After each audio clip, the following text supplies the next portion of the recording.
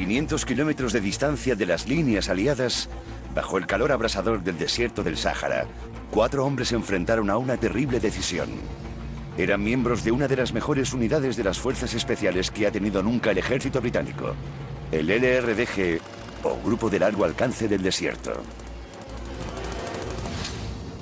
El LRDG se convirtió en los piratas del desierto. Los hombres habían cumplido con su misión, atacar las posiciones italianas en lo más profundo del desierto, pero su patrulla sufrió una emboscada y su vehículo quedó destrozado. Podían rendirse al enemigo italiano o intentar caminar cientos de kilómetros para ponerse a salvo. Estás en mitad del desierto, en una situación desesperada.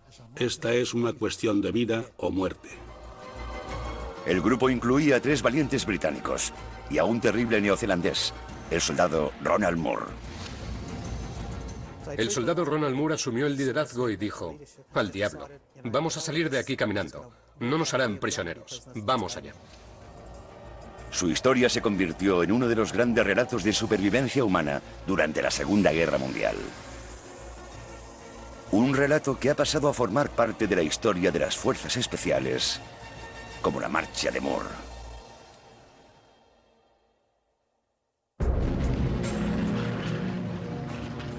Egipto, junio de 1940.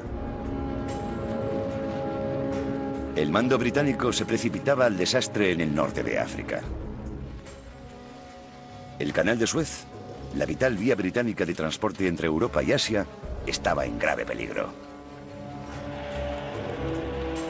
Los italianos habían declarado la guerra a Gran Bretaña y Francia. Y las tropas de Mussolini se estaban concentrando en la vecina Libia. Si los italianos invadían Egipto, los británicos se encontrarían en clara inferioridad numérica.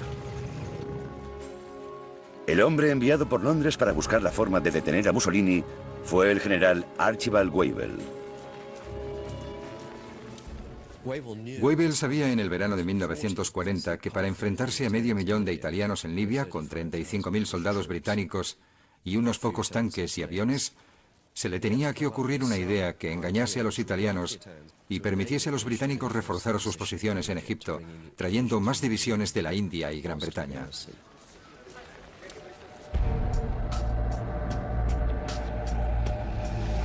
El interior de Libia está dominado por el Sáhara, con una extensión similar a la del subcontinente indio. La clave de cualquier conflicto inminente sería la navegación por el vasto desierto. En este aspecto, Wavell contaba con una ventaja considerable sobre los italianos. Podía recurrir a los oficiales británicos que se habían pasado décadas cruzando lo que se conocía como el Mar de Arena.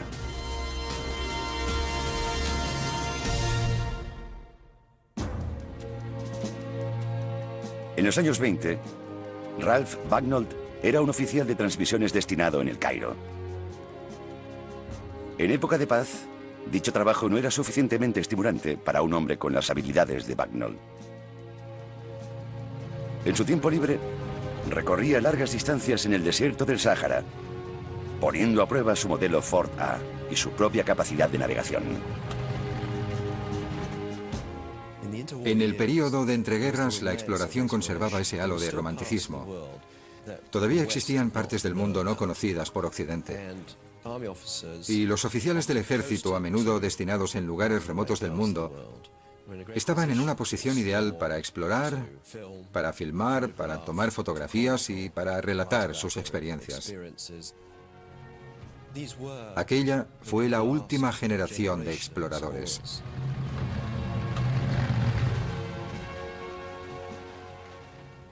Era como navegar por el mar o navegar por un océano. Uno podía ir donde quisiese. No había mapas, así que uno nunca sabía con qué se iba a encontrar después del siguiente horizonte.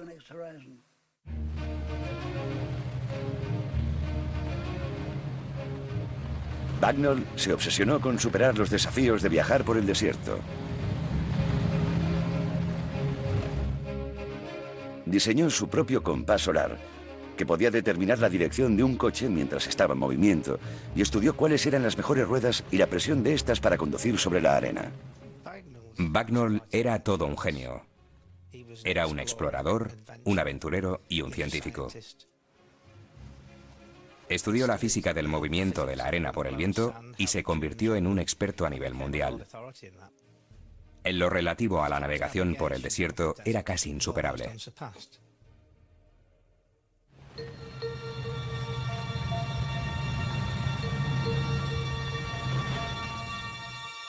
A Bagnall se le unieron en sus aventuras por el desierto otros 2 exploradores, Pat Clayton y Bill Kennedy Shaw.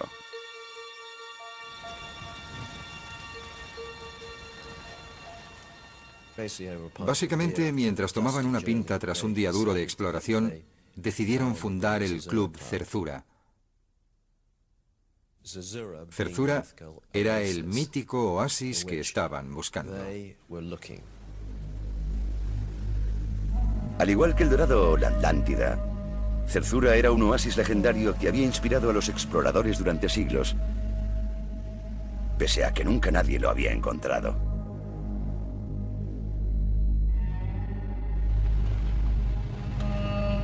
Pero en la búsqueda del oasis, los miembros del Club Zerzura se convirtieron en pioneros de la exploración motorizada del desierto. Bagnall y sus amigos no solo querían explorar, sino también experimentar la aventura en el desierto.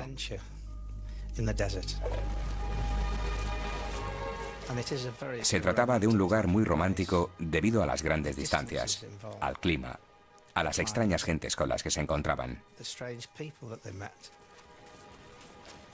Era muy tentador para ellos, creo, en aquellos tiempos.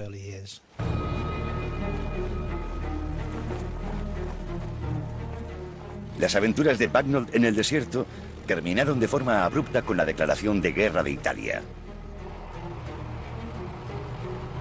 Bagnall era plenamente consciente de que los conocimientos que él y sus amigos habían adquirido en la navegación por el desierto podían resultar útiles a su país.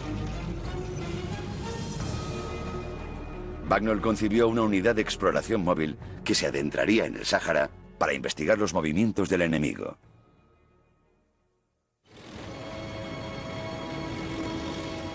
Mientras los italianos concentraban sus tropas cerca de la frontera egipcia, Bagnall se reunió con Weibull por primera vez.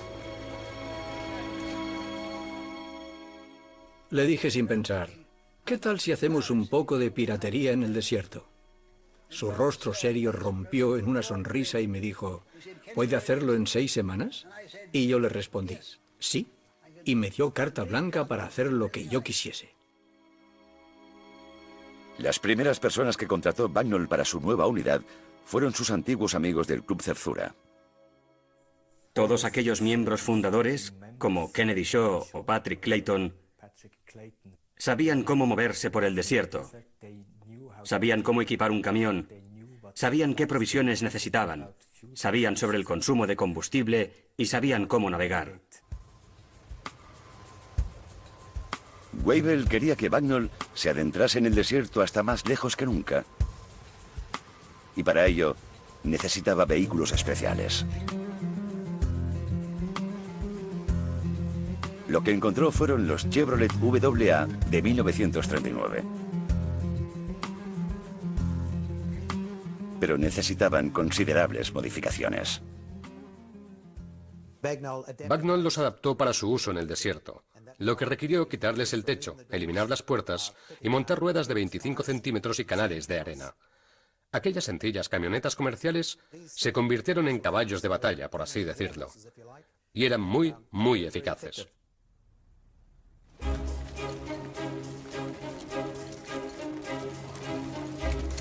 Además de sus antiguos amigos del Club Zerzura, Bagnall necesitaba alistar a más hombres para su grupo. Recurrió al recién llegado regimiento neozelandés, apostado en El Cairo, que todavía no había entrado en acción en la guerra.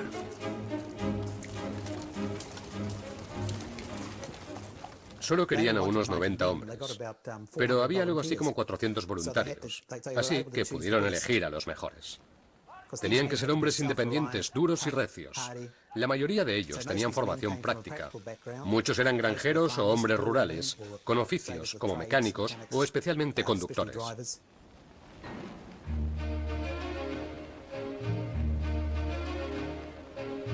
Para completar el grupo, reclutó a soldados británicos, de la Guardia Escocesa y de los Yeomans. Bagnall había conseguido algo extraordinario. En solo 6 semanas había formado una nueva unidad especial. Se llamó el Grupo de Largo Alcance del Desierto, o LRDG.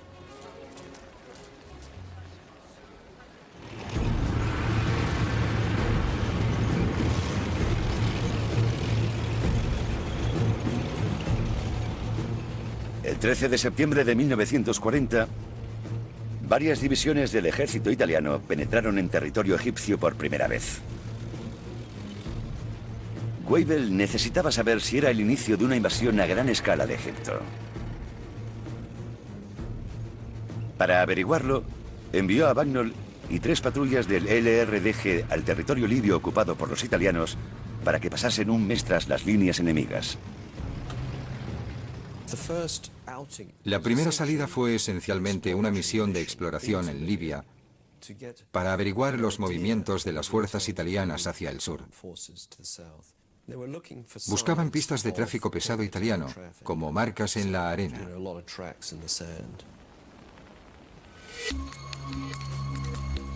Vigilar en secreto las rutas de transporte italianas se convirtió en una de las principales funciones del recién formado LRDG. Solían excavar agujeros a ambos lados de las rutas. Colocaban camuflaje encima y esperaban pacientemente durante horas, a veces días, tomando nota de todos los camiones, cañones, unidades, insignias y regimientos que pasaban. Era una información de inteligencia fantástica. Pero el LRDG no se había formado únicamente para recoger información. Weivel también quería que lanzasen ataques por sorpresa contra los italianos.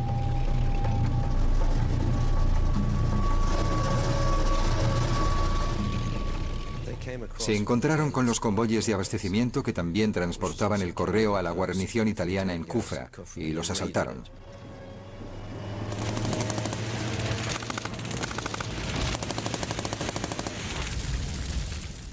Hicieron prisioneros porque querían interrogarles y averiguar qué estaban tramando los italianos.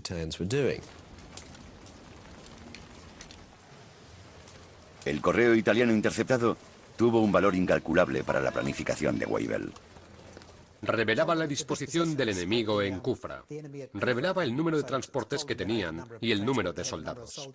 Era como descubrir los planes o las órdenes secretas de la situación italiana en el sur de Libia. Era muy buena información.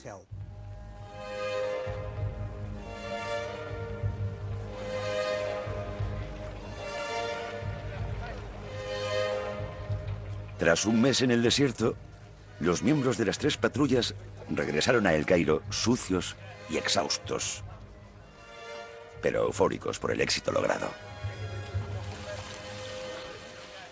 El primer viaje tuvo muchísimo éxito. Nos habíamos adentrado en el desierto y habíamos viajado hasta muy lejos con éxito. Por eso, el grupo inicial de 3 patrullas que había formado se duplicó. Weivel expandió la unidad para arrebatar la iniciativa estratégica a los italianos. Los voluntarios para el grupo se multiplicaron. Jimmy Patch era un oficial de artillería destinado en El Cairo cuando se alistó en el LRDG. Unos días después de nuestra llegada, en el tablón de anuncios apareció un aviso que solicitaba voluntarios para el LRDG y pensamos que podíamos intentarlo. No tenías que desfilar, no tenías que darle betún a las botas y de hecho cuando salíamos de patrulla nos dejábamos crecer la barba. Llevaban el típico pañuelo árabe sobre la cabeza. Estaban morenos y en forma. Actuaban por libre y podían hacer exactamente lo que quisiesen. Era una sensación de libertad increíble. Loftikar, Estaba entre los nuevos soldados atraídos por la reputación poco convencional del LRDG. Teníamos la reputación de ser poco disciplinados porque no saludábamos a los oficiales y porque no nos vestíamos al modo de los soldados convencionales. Sí que éramos disciplinados, mucho más disciplinados que la mayoría de unidades, porque nos encantaba estar en nuestra unidad. Y si mostrabas mal comportamiento o dejabas de ser eficaz por el cansancio, por el motivo que fuese, simplemente te echaban.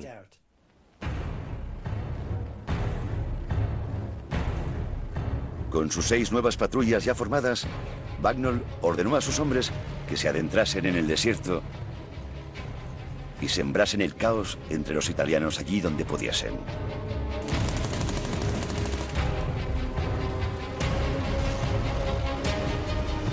En otoño de 1940, las 6 patrullas del LRDG atacaron con éxito posiciones italianas por todo el desierto.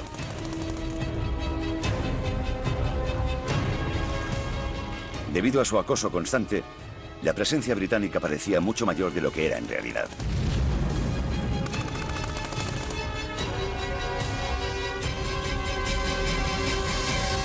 El engaño de Wavell estaba funcionando. Sin embargo, las patrullas llevaban 30 días en el Sáhara y la vida en el desierto empezaba a pasarles factura. Alex Winchester era un guardia escocés de la patrulla T. Cuando llegaba el mediodía, te sentías mareado, no podías pensar debido al calor. Mirabas a los lados y te caía agua por todas partes.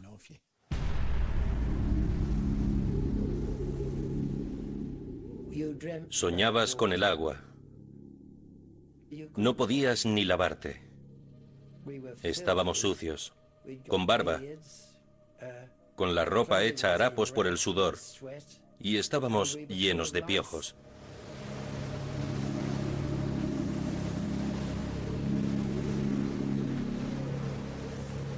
El avance del LRDG a través del desierto se veía dificultado por las tormentas de arena, que hacían imposible conducir.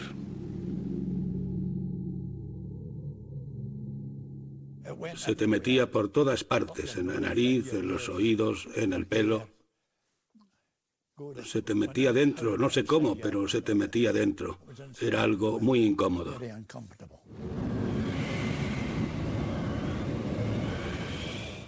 Te cargabas de electricidad estática. Algunas personas eran más sensibles que otras. Mickey Coombs, el conductor, por ejemplo, si te acercabas sigilosamente al por detrás y le tocabas, podías saltar medio metro en el aire. Las duras condiciones del desierto eran difíciles para los miembros del LRDG y también para sus vehículos. Llevaban las camionetas cargadas hasta arriba, especialmente al inicio de la misión. Y los Chevrolets solo tenían tracción delantera, así que debían poner mucho cuidado en ver por dónde conducían.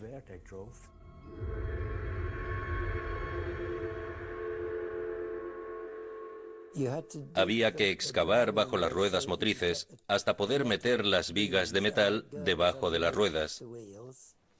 Después, había que empujar. Daba igual que fueses un oficial o un navegador. Todo el mundo empujaba y el conductor hacía lo que podía. Y una vez encima de los canales, colocábamos unas esterillas alargadas de arena. Era pura cuestión de fuerza bruta. A pesar de los problemas derivados de viajar por el desierto, las patrullas del LRDG demostraron ser un gran éxito. Pero Bagnall quería enviar a sus hombres todavía más lejos y se le ocurrió un plan para golpear el núcleo de operaciones italiano en el desierto. Para aumentar el efecto psicológico, atacábamos en el mismo día 2 destacamentos separados por cientos de kilómetros. Finalmente, nos quedábamos sin destacamentos a los que atacar, y se me ocurrió la idea de atacar el oasis de Murzuk, en el extremo occidental de Libia.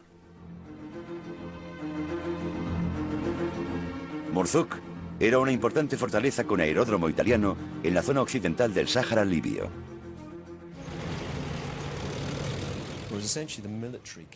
Esencialmente, era la capital militar italiana en territorio desértico.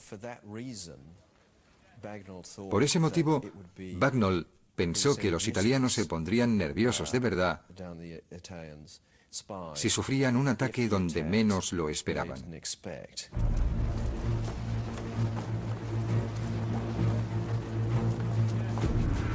El 26 de diciembre de 1940, el antiguo compañero de Bagnall en el Club Zerzura, el mayor Pat Clayton, lideró a 2 patrullas en un viaje de varios miles de kilómetros hasta Murthuk.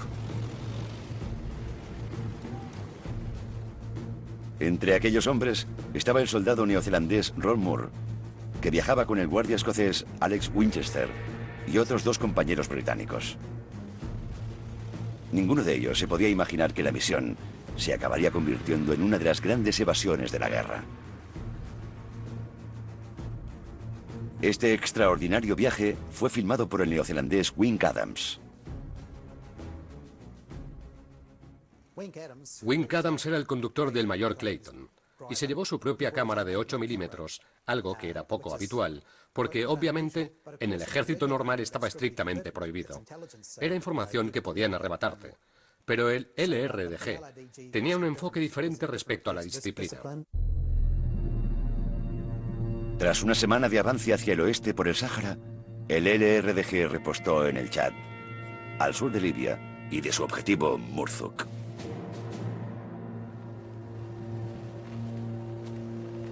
El Chad estaba ocupado por la Francia Libre, una fuerza internacional liderada por el general de Gaulle, que continuó su lucha contra las potencias del eje tras la rendición francesa. La Francia Libre apoyó al LRDG. Necesitaban ese impulso moral para que los franceses, desde sus casas, pudiesen escuchar que la Francia Libre estaba consiguiendo grandes cosas contra el enemigo. Era su forma de hacerse notar. Era muy importante para ellos. Pat Clayton accedió a que las fuerzas de la Francia Libre viajasen con el LRDG y se uniesen al ataque contra Murthuk. El 11 de enero de 1941, la patrulla de Clayton se acercó a las afueras de la ciudad. El LRDG quería saber dónde estaba el fuerte y el aeródromo. ¿Qué mejor forma de averiguarlo que capturar a un cartero italiano que se dirigía al fuerte tras una buena comida pedaleando tranquilamente sobre su bicicleta? Lo bajaron de la bicicleta, lo metieron en la camioneta y él los guió hasta el fuerte.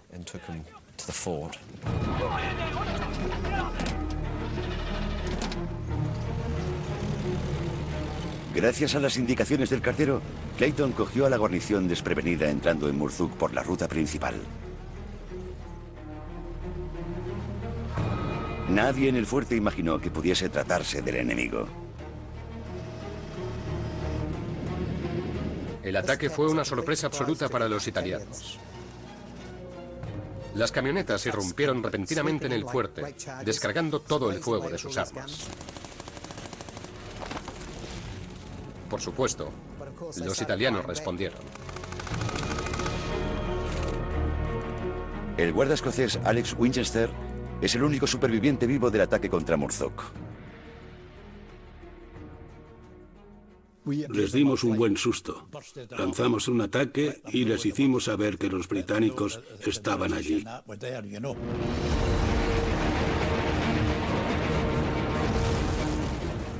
Se armó un lío mayúsculo. Y allí estábamos, en el mismo medio.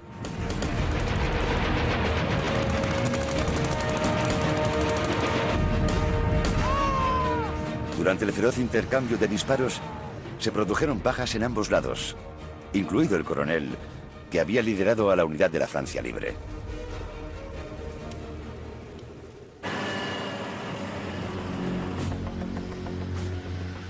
Para desconcertar todavía más a los italianos, Clayton y Bill Kennedy Shaw se separaron del grupo para liderar otro ataque contra el aeródromo de Murthuk.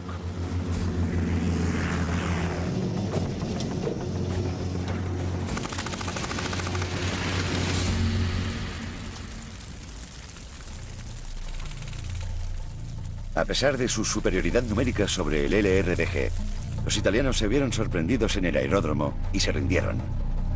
Un momento capturado por la cámara de Wink Adams. Había un enorme hangar con 3 bombarderos italianos dentro y un montón de reservas y de equipos. Los miembros del LRDG juntaron todas las provisiones que pudieron y les prendieron fuego. Una vez causado el mayor daño posible, Clayton ordenó a los vehículos del LRDG una huida rápida, puesto que ahora sí los italianos estarían en alerta máxima. El objetivo del ataque era golpear y salir de allí, nunca quedarse, puesto que el LRDG estaba en inferioridad numérica. Así que la clave de todo era la sorpresa.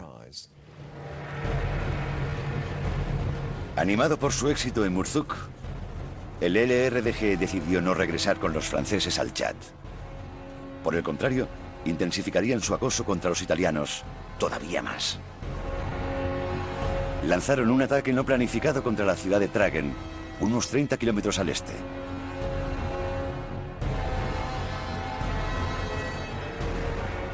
Era una pequeña ciudad fortificada y un destacamento policial italiano. Lo rodearon y apuntaron con sus cañones Bofors y demás armas contra el fuerte para empezar a disparar si no se rendían. Wink Adams capturó este extraordinario momento. Mientras los carabinieros italianos se rendían, una procesión de miembros de tribus se acercó desde la distancia.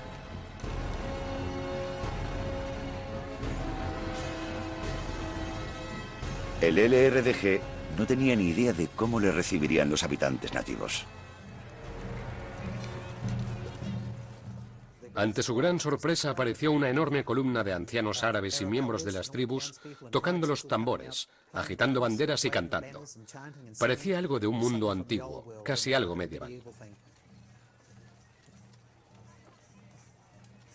Por supuesto, al LRDG le cogió por sorpresa el colorido y la grandeza de todo aquello. Los neozelandeses y los británicos recuperaron las armas y quemaron todas las provisiones y equipos de los italianos.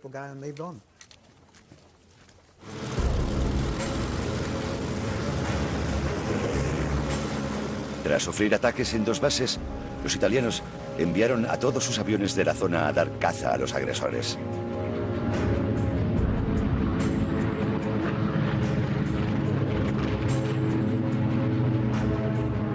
Al más mínimo sonido de la llegada de aviones enemigos, Clayton ordenaba a las patrullas que se detuviesen y pusiesen en práctica su procedimiento para ocultarse del enemigo. Si teníamos que parar en cualquier parte, lo hacíamos preferiblemente en zonas con abundante maleza. Colocábamos las redes de camuflaje sobre las camionetas y las cubríamos con matorrales. Creo que eso nos hacía invisibles desde el aire.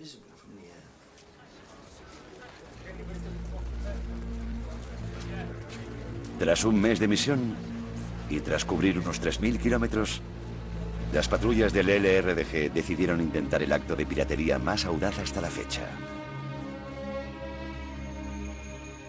Junto a los franceses, atacarían la base italiana de Kufra, cercana a Egipto. Las patrullas del grupo de largo alcance del desierto servían de guías para los franceses que no sabían moverse tan bien por el desierto. Era una fuerza mucho más tradicional.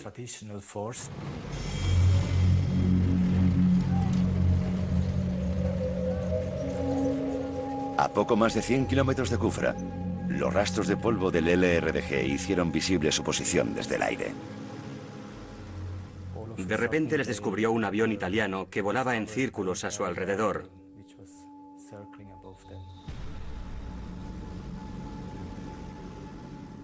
Clayton decidió buscar refugio en unas colinas llamadas Jebel Sherif.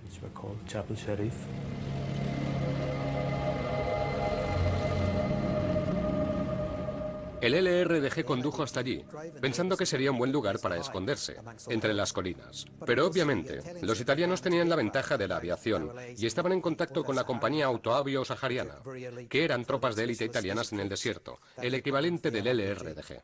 El avión les avisó por radio, y las tropas terrestres comenzaron por su parte la búsqueda de los LRDG.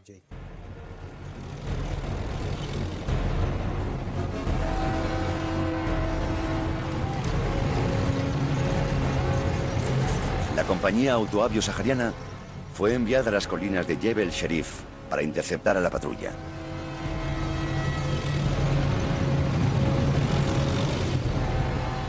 Pero los vigías de Clayton avistaron su inminente llegada.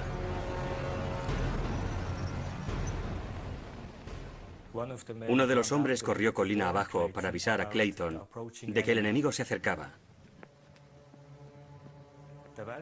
El valle en el que se escondían se extendía de norte a sur, así que era lógico que si el enemigo se acercaba por el norte, tendrían que escapar por la zona sur. Pero los italianos habían anticipado ese movimiento. Sus unidades terrestres se dividieron para bloquear ambas salidas. El LRDG estaba atrapado. Tenían unos 6 vehículos. 4 de ellos estaban armados con cañones Breda de 20 milímetros, que son cañones poderosos de largo alcance, y entraron estruendosamente en el valle. Los italianos comenzaron a disparar desde larga distancia. Una camioneta fue alcanzada y comenzó a arder. El cabo Beach, un neozelandés, dijo: esto no sirve de nada. Dio la vuelta a su vehículo, disparó con su ametralladora y contuvo a los italianos el tiempo suficiente para que el resto de la columna pudiese escapar.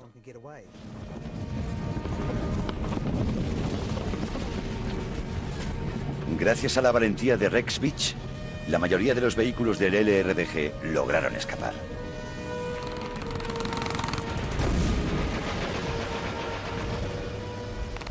Pero trágicamente, Beach fue alcanzado, mientras mantenía heroicamente a raya a los italianos.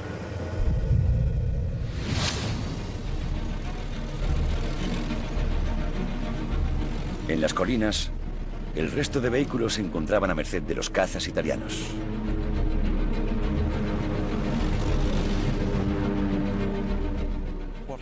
Lo que le ocurre a continuación a Clayton mientras huye hacia el sur parece sacado de una película de acción.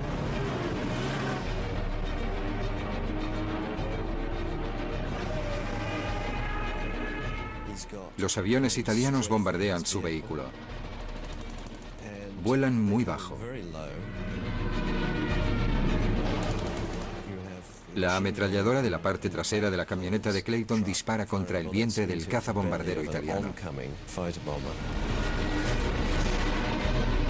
Los cazas alcanzan el radiador del vehículo de Clayton y revientan una de las ruedas.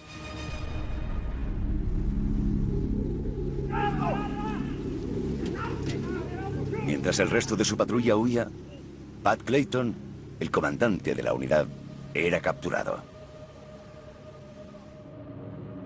Cuando la patrulla T volvió a reunirse a 25 kilómetros de Jebel Sherif, se dieron cuenta de que les faltaba bastante gente. Los miembros de la última camioneta habían visto cómo capturaban a Clayton y creían que el resto de desaparecidos estaban muertos.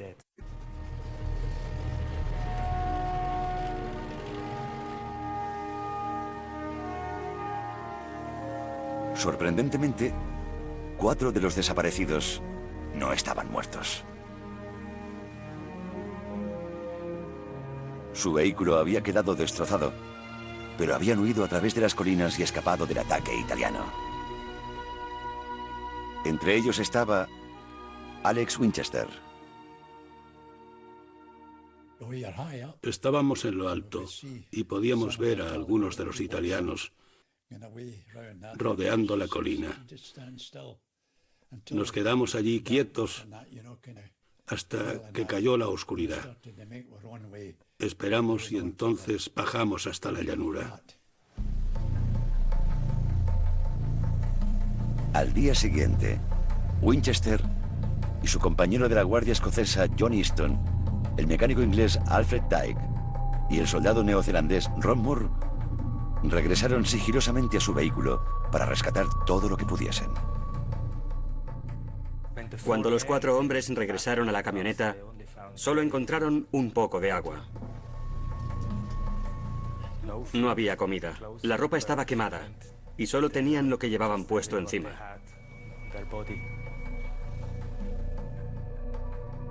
De los 4 hombres, John Easton había resultado el peor parado. Por desgracia, no podíamos ayudarle. Le habían disparado a través de la boca en la garganta, una bala expansiva, y no podía decir nada. No podía hablar, le salía la sangre por la boca. Los 4 hombres se encontraban en una situación desesperada. Su base en El Cairo estaba a 2000 kilómetros de distancia. Pero en lugar de rendirse a los italianos, los 4 hombres decidieron caminar en dirección sur, cientos de kilómetros, hasta las líneas francesas del Chad.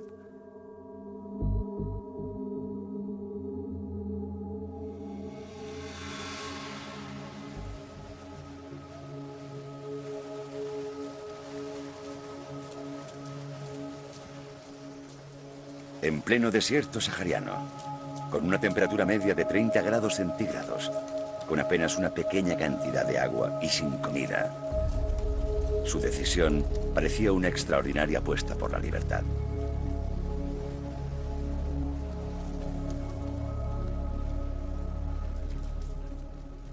El soldado Moore llevaba en el LRDG más tiempo que ninguno. Tenía un fragmento de metal en la pierna, una pequeña esquirla de un proyectil. Parece ser que era un tipo decidido. Solo pensaba en seguir adelante, así que decidió, al diablo, vamos a salir de aquí caminando. No nos harán prisioneros, vamos allá. ¡Vamos, vamos! Ron Moore se hizo cargo de la situación, guiando a sus compañeros descalzos a través del desierto. Pero no a todos los hombres les hizo gracia que Moore se autoproclamase líder. Creía que podía dirigir el grupo. Era muy dogmático. No estábamos de acuerdo en ciertas cosas. Se convirtió en el líder del grupo por decisión propia.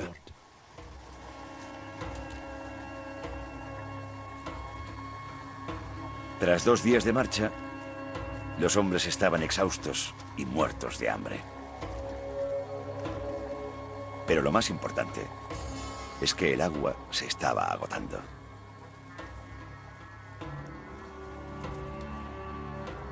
La tentación de beber más que la parte que les correspondía era demasiado atractiva para algunos de ellos. Dije, ¿dónde ha ido el agua? Y Tig dijo, se le ha debido de caer a Alec. Y dije, ¿os habéis vuelto locos o algo así? ¿No os dais cuenta de que el agua de esa botella es una cuestión de vida o muerte?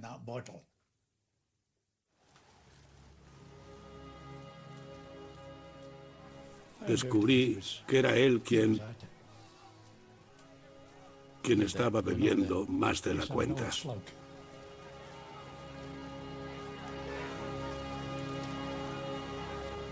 A medida que su situación empeoraba, comenzaron a aflorar las tensiones entre los 4 supervivientes. Estaban cansados, sedientos, hambrientos, débiles físicamente, y tenían la capacidad para tomar decisiones considerablemente deteriorada. Y aunque no había muchos motivos para la discusión, los delirios provocaban sentimientos prácticamente homicidas entre ellos.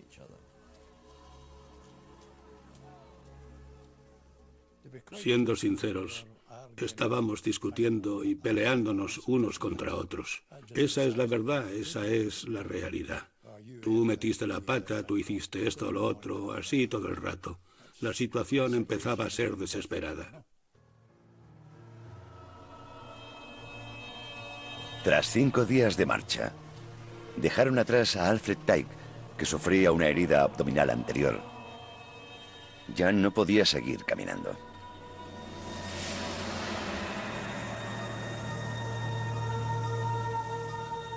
Al guardia escocés John Easton también le pasaba factura el esfuerzo. Su amigo Alex Winchester le animó a seguir. ¿No puedes seguir un poco más, John? No podía convencerle, no podía hacer nada. Bueno, John, voy a tener que seguir adelante. Ojalá pudiese ayudarte.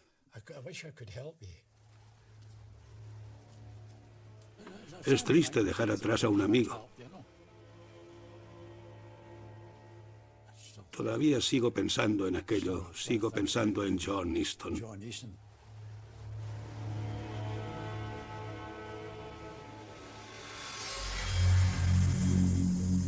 Tras 8 días de marcha, Moore y Winchester no aflojaban, pero ya no podían soportar caminar juntos. Moore iba por delante, decidido a alcanzar el Chad, que todavía estaba a unos 200 kilómetros de distancia. Todo se redujo a Winchester y Moore. Fueron los últimos que aguantaron en pie. Parece ser que en ese momento Winchester recurrió a beber su propia agua in extremis, su orina. Estás en una situación desesperada. Es una cuestión de vida o muerte. El agua era lo más importante y estaba desesperado.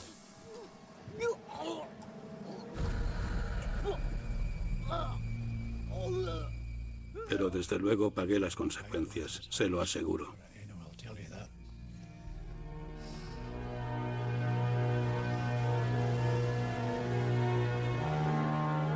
Sufriendo de inanición y de sed extrema, Alex Winchester entró en delirio tras beber su propia orina. Pero eso no fue nada en comparación con lo que intentaría posteriormente.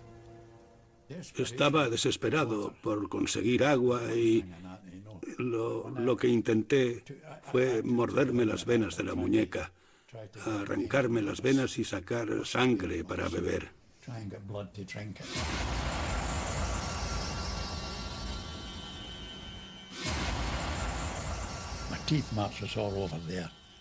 Tenía marcas de dientes en las muñecas, pero por fortuna no llegué a conseguirlo.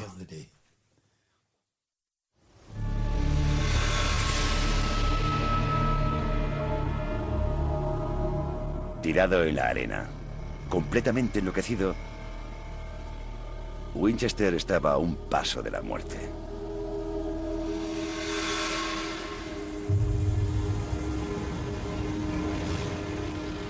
Y entonces, el 10 de febrero de 1941, tras haber caminado casi 500 kilómetros, un vehículo de reconocimiento francés del Chad le encontró. Lo que dijeron fue que estaba delirando cuando nos encontraron.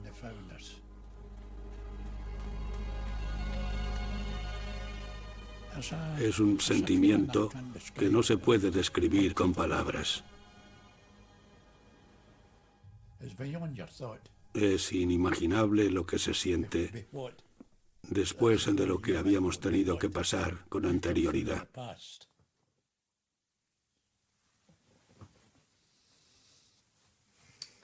Oh, Dios, no lo sé.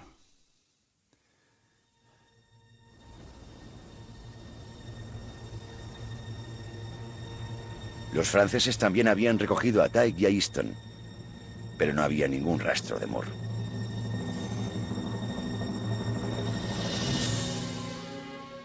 El soldado Moore siguió hasta el final en una especie de estado de trance, caminando, caminando y caminando totalmente cegado. Era como un corredor de maratón, pensando que podía conseguirlo.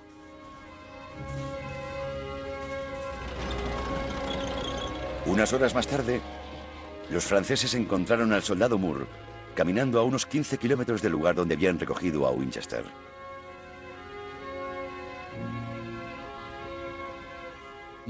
Moore caminó probablemente desde Jebel Sherif unos 500 kilómetros. Con su estilo lacónico, típicamente neozelandés, mostró su fastidio cuando le detuvieron en su marcha. Esa determinación era la que le impulsaba a seguir. Lo que sorprendió a las columnas que le localizaron fue que quisiese seguir caminando.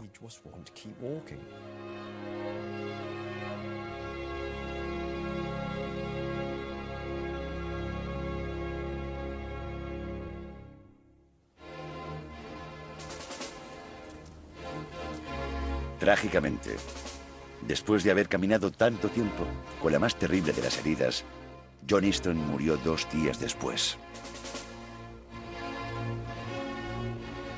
Alfred Tyke se recuperó y pronto volvió al servicio con el LRDG.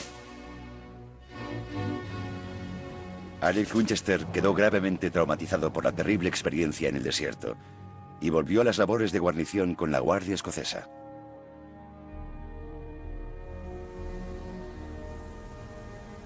Pero fue Moore quien fue aclamado como el héroe de aquella gran evasión. En aquel momento la guerra no iba demasiado bien para los aliados. Y obviamente, aquello tenía un gran valor propagandístico. Se trataba de un hombre que se había salvado contra todo pronóstico, bajo unas circunstancias terribles. Así que era una gran historia de supervivencia.